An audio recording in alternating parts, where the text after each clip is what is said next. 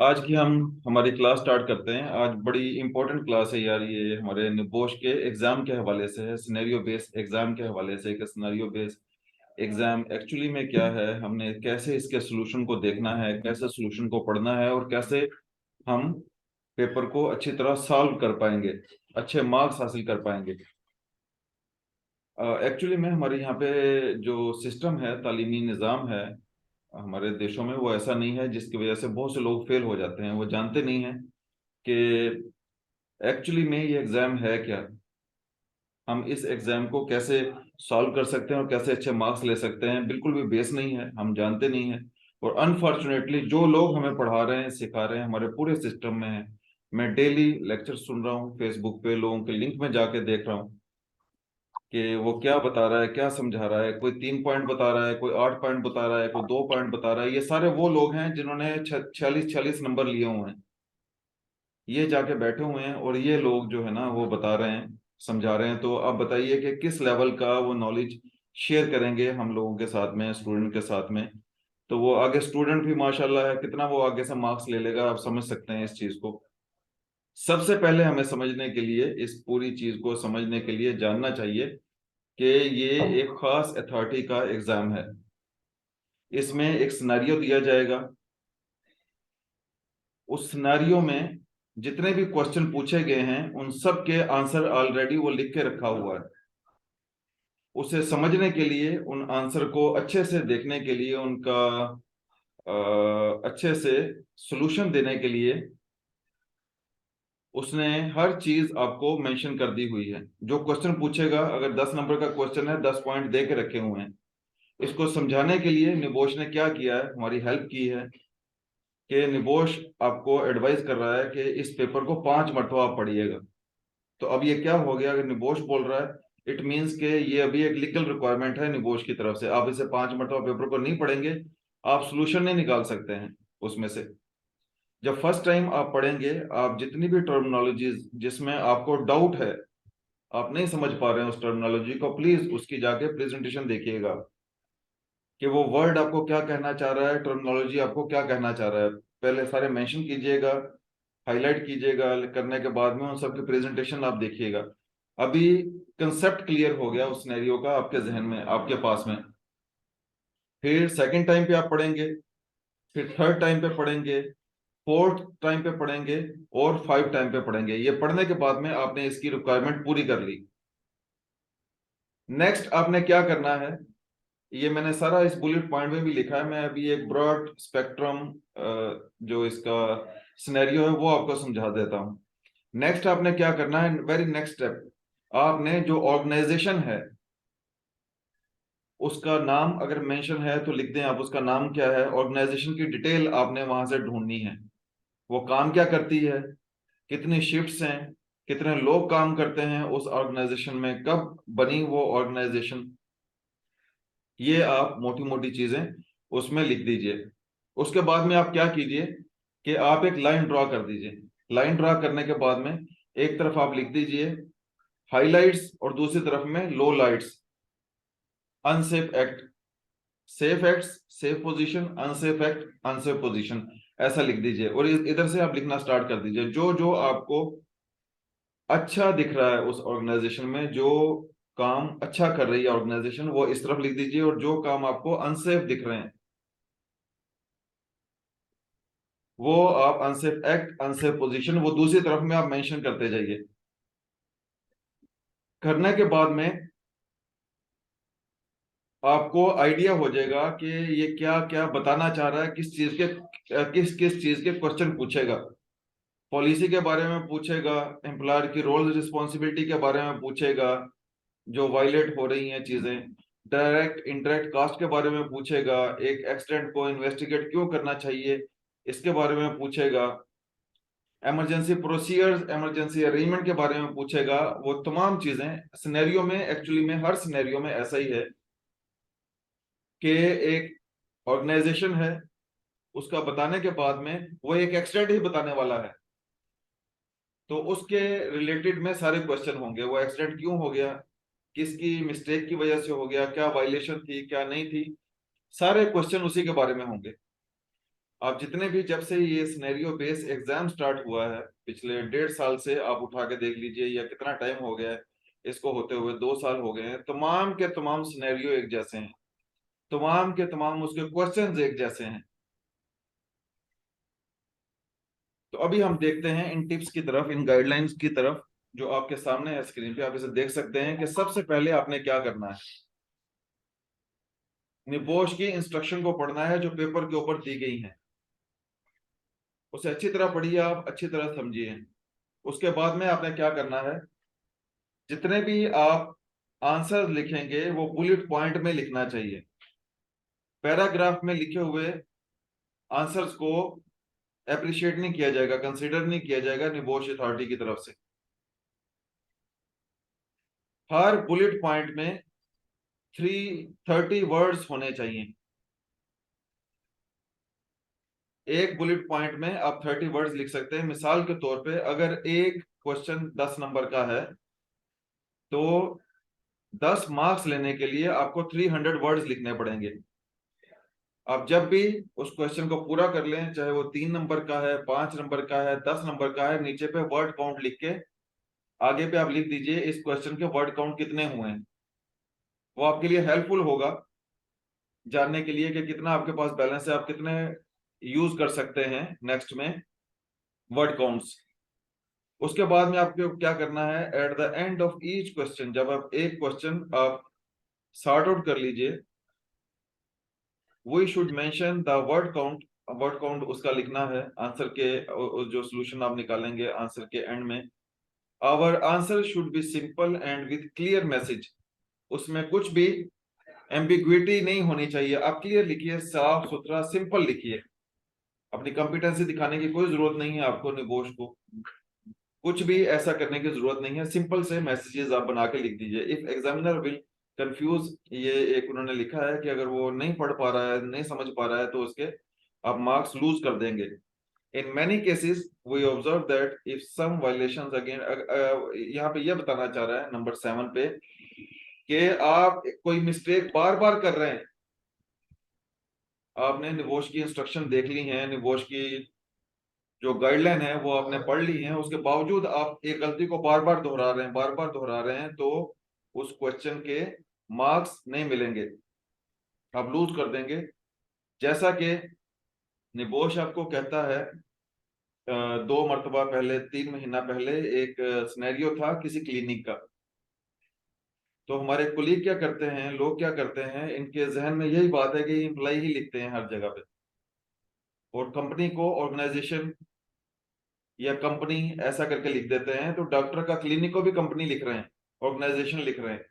वहां पे जो गिरा, जिसको चोट लगी, उसे एम्प्लॉय लिख रहे हैं, वो नर्स थी यार।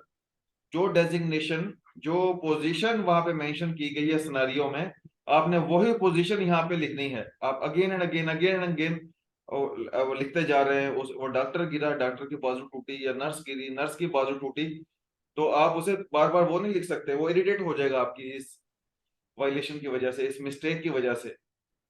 मे भी ऐसा हो सकता है कि आप 3-4 क्वेश्चन में ऐसा करें, वो आपको रेफर कर दे।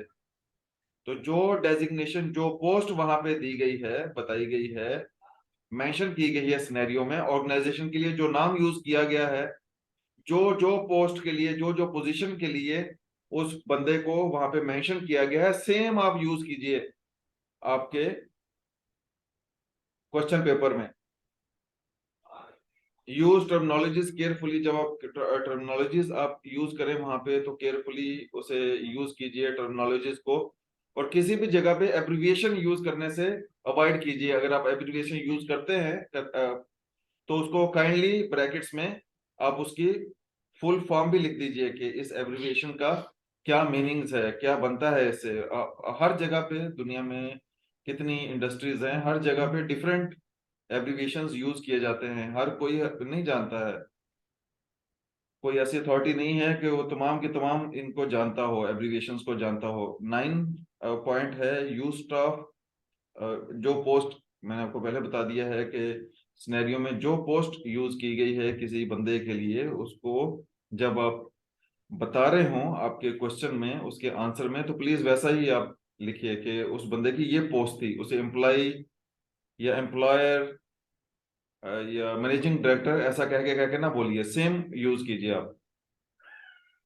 जब आप रेफरेंस दें उस पेपर के उस क्वेश्चन के एंड पे कि ये क्वेश्चन आपने आपने कहाँ से आपने हेल्प ली, ठीक है, आपने अगर नोट से हेल्प ली है, और सी नोट से हेल्प लीजिए, आप वहां पे लिख दीजिए।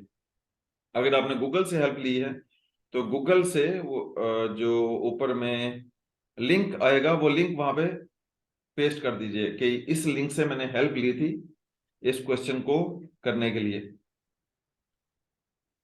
रेफरेंस आ गया, हो गया। We should read paper 5 times, ये इंस्ट्रक्शन हमने पहले बता दी आपको कि लाजिम आपको 5 मरतबा उस पेपर को देखना चाहिए। We should highlight all difficult words, ये मैंने आपको बता दिया है कि आपको उन वर्ड्स को हाईलाइट कर देना चाहिए, उन वर्ड्स की प्रेजेंटेशन सुननी चाहिए ताकि आप उन्हें सीख जाएं।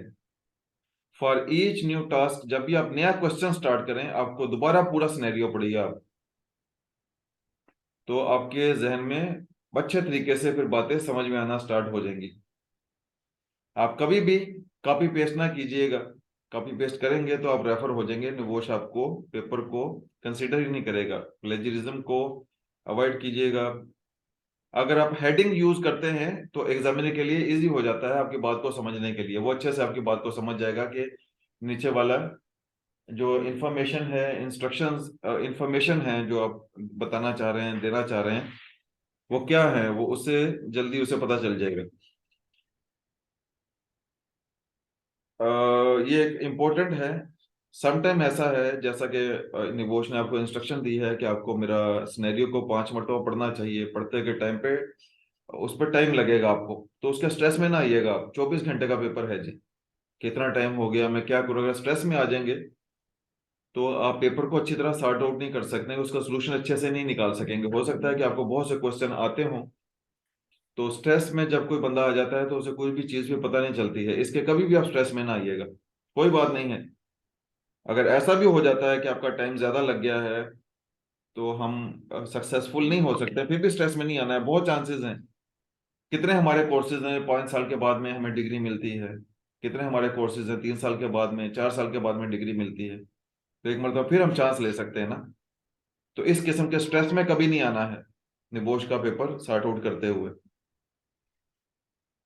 Try to sort out your questions first. जो आपको इजी लगते हैं क्वेश्चन, सबसे पहले आप उन्हें देखिएगा, उन्हें करने की कोशिश कीजिएगा, तो आपका कॉन्फिडेंस लेवल अच्छा हो जाएगा। और कोशिश कीजिएगा जो भी इंफॉर्मेशन आप लिखे हैं उसमें जो भी राइट डाउन करें, किसी के साथ में शेयर ना करें। बहुत मरतबा मेरे कोलीग्स अक्सर ये डिस्कस कर रहे हैं कि जो बंदा किसी का पेपर लिखता है वो क्लियर कर जाता है, वो अच्छे मार्क्स ले जाता है, और जिसका पेपर था वो रेफर हो गया। तो ठीक है जी, अभी हम एक एग्जाम्पल देखते हैं। एक पेपर है, एक कोलीग ने ये पेपर किया हुआ है, हम देखते हैं इसको सामने रख के, तो आपको मेरी ये वाली इंस्ट्रक्शन अच्छे से समझ में आ जाएंगी। ये एक सिनेरियो है, मैं आपके साथ में पेपर शेयर किया था। एक बेकरी में एक एक्सीडेंट हो गया था। अगर वो सिनेरियो हमारे पास में होगा तो हम देख लेते हैं उस सिनेरियो को भी।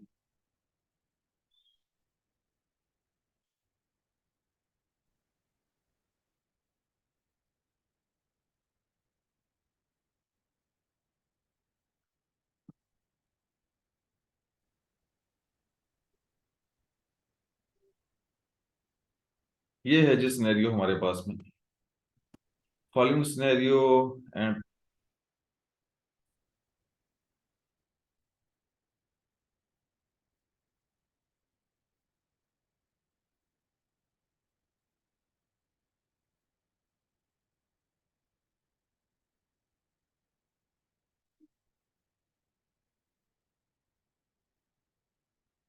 आपको नजर आ रही है स्क्रीन?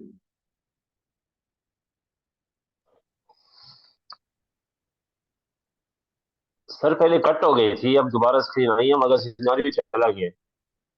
क्या?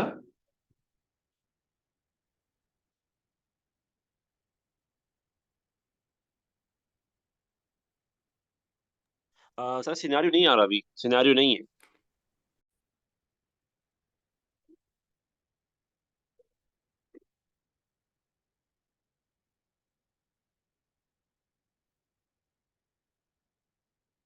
अभी नजर आ रहा है?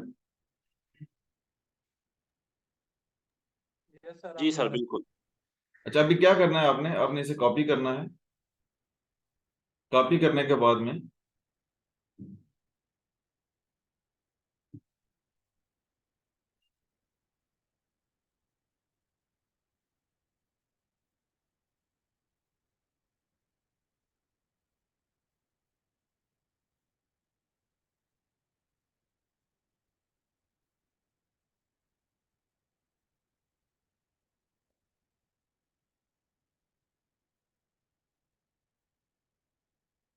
इसे गूगल ट्रांसलेट में पेस्ट कर दीजिएगा। तो इसे अब सुनिए आप।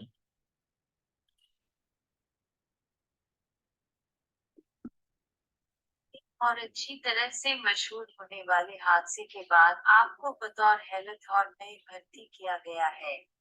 बेकरी की तंजीम में हिफाजती मुशीर, तंजीम डायरेक्टर्स, शिफ्ट मैनेजर्स, बहाली इंजीनियर्स और बेकरी वर्कर्स।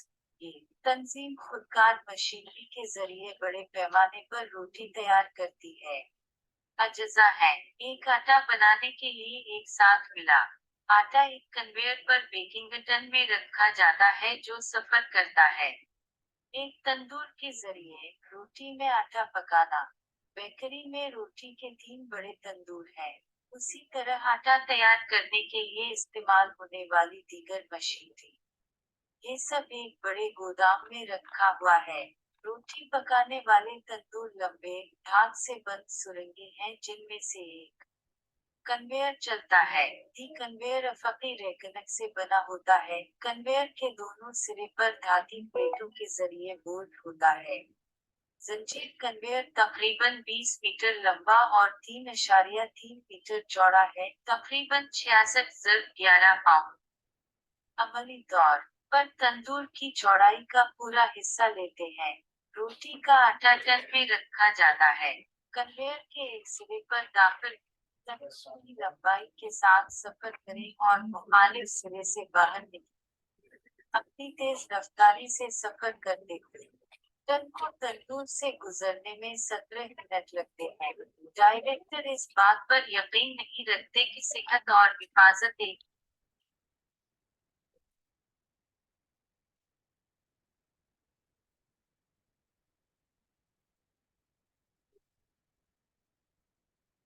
समझ गए आप?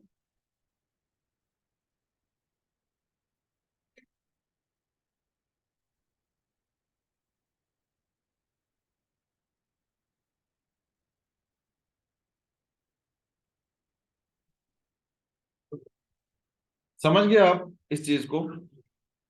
अगर आप इसको ट्रांसलेट करके सुन लेंगे तो आप अच्छे तरीके से समझ जाएंगे। आप इंग्लिश में भी सुन लीजिए ट्रांसलेट करके, उसके बाद में आप इसे उर्दू में आपकी लैंग्वेज में भी सुन लीजिए, जो लैंग्वेज आपको इजी से समझ आती है। करने के बाद में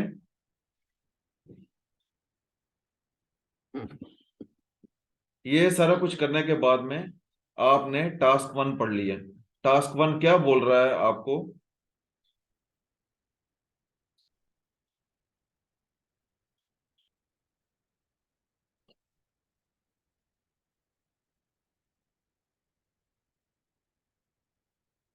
Obligations of employers to workers. What employer obligations to workers are likely to have been contravened leading to the accidents in this scenario? ये है आपका क्वेश्चन 10 नंबर का। You only need to consider those obligations placed upon employers under recommendation 10 of Internal Labour Organization R164 Occupational Safety and Health Recommendation 1981। Recommendation number क्या है? 164। तो NEBOSH आपको ये कहना चाह रहा है, समझाना चाह रहा है कि ये आर्टिकल रिकमेंडेशन सामने रखते हुए, आर्टिकल नंबर 10 सामने रखते हुए, आपने एम्प्लॉयर की ड्यूटीज जो उसने वायलेट की हैं, कंट्राविंड की हैं, सिनेरियो को सामने रखते हुए, उस एक्सीडेंट को सामने रखते हुए आपने आंसर करना है। तो इसके लिए गाइडलाइन हमारे पास ऑलरेडी मौजूद है, हमारे पास में गाइडलाइंस हैं इसके बारे में। गाइडलाइंस कहाँ पे हैं?